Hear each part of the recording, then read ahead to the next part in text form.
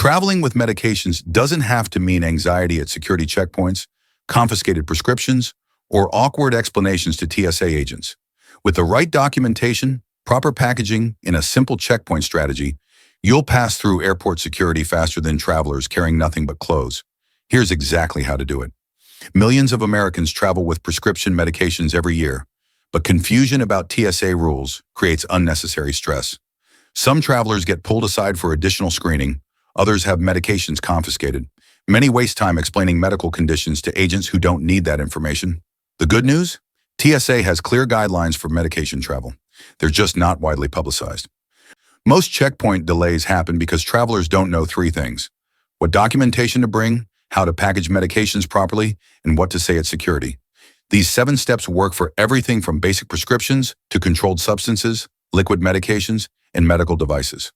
Whether you're traveling domestic or international, carrying 1 medication or 20, the process is the same.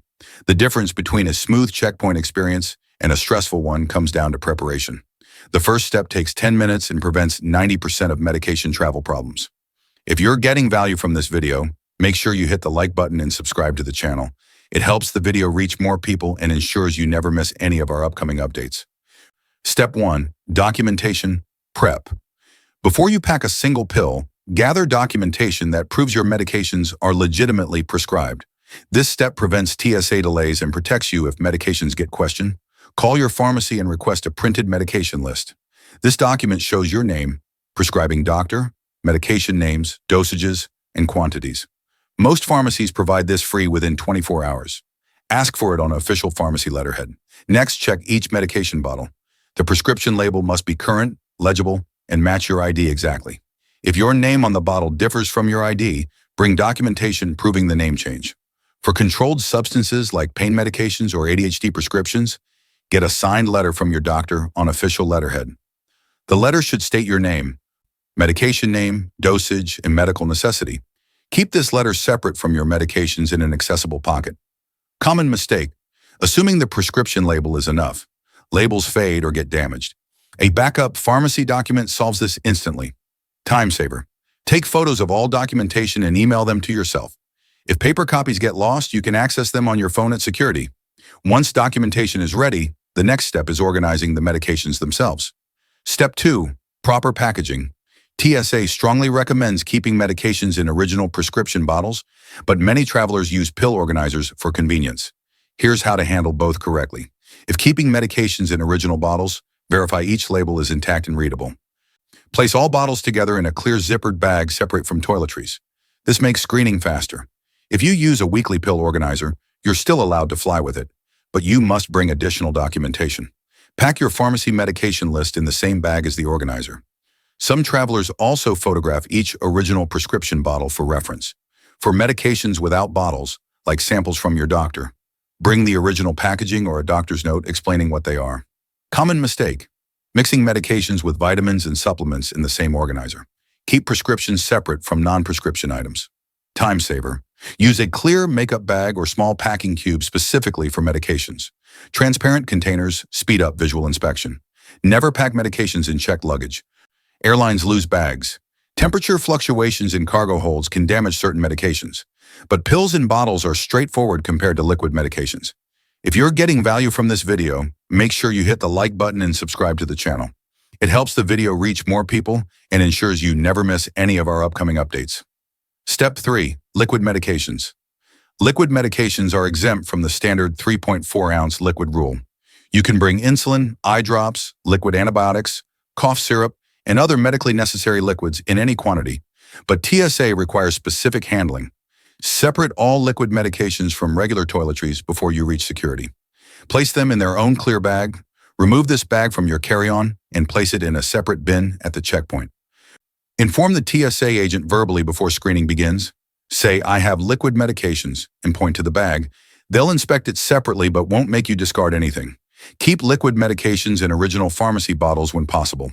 The prescription label serves as proof of medical necessity. Common mistake: not declaring liquid medications verbally. If agents discover them during bag screening without prior notice, they'll assume you're bypassing liquid rules and pull you aside. Time saver: carry a doctor's note for liquid medications over 12 ounces. While not required, It speeds up verification significantly. Ice packs for keeping medications cool are allowed if frozen solid when you go through security. Liquid medications are exempt, but controlled substances face stricter rules. Step 4. Controlled substances. Controlled substances like opioid pain medications, benzodiazepines for anxiety, ADHD stimulants, and sleep medications require extra documentation for domestic travel and stricter rules internationally.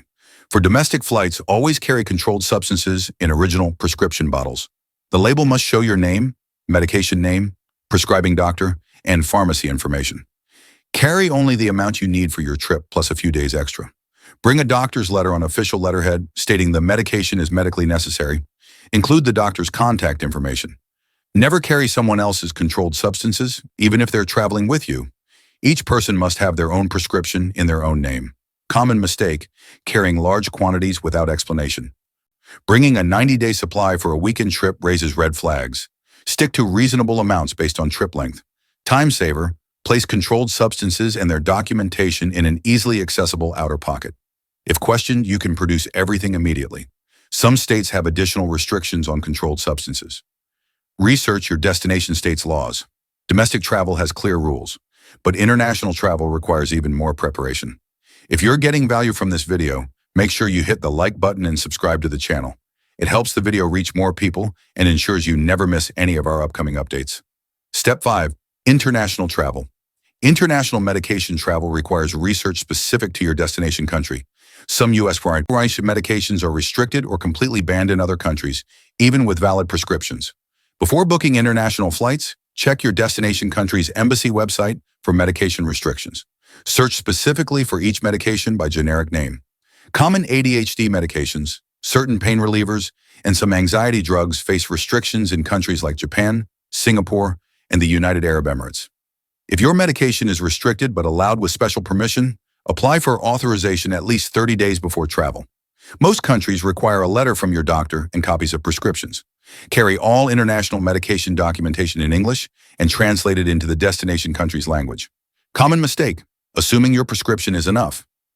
Some countries require medications in manufacturer packaging with intact seals. Time saver. The State Department maintains country-specific medication restrictions at travel.state.gov.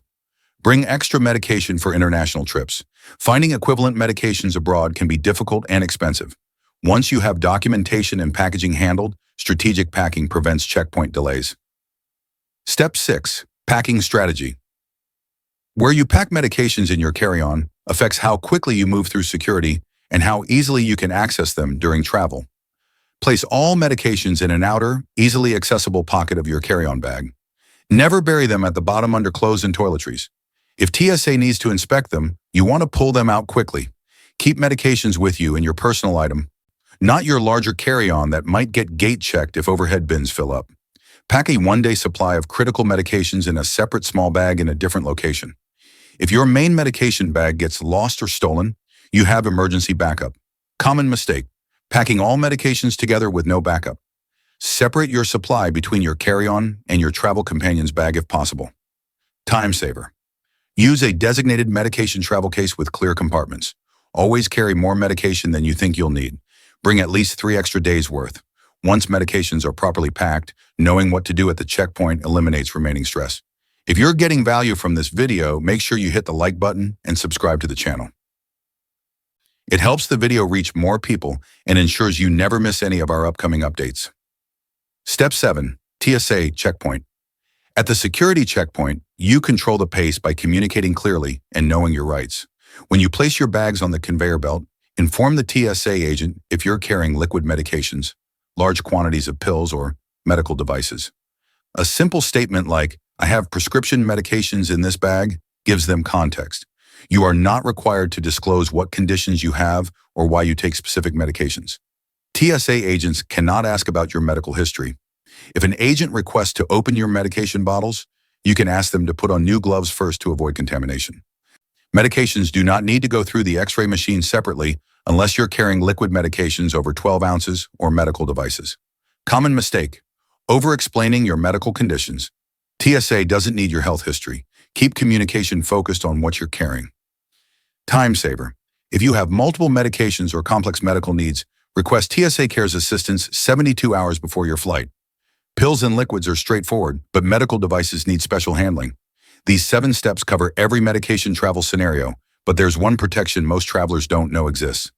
These 7 steps cover standard medication travel, but there's one traveler right most people don't know exists. If TSA damages your medication during screening, federal regulations require the airport to replace it at their expense. This includes dropped bottles, contaminated liquids, or devices broken during inspection. The claim process takes less than 24 hours if you know the exact form to request at the checkpoint. It's called a TSA Passenger Property Loss Report, and hardly anyone knows to ask for it, which means when medications get damaged, travelers pay replacement costs out of pocket instead of filing for reimbursement. The form requires specific information documented at the time of damage. Without it, your claim gets denied.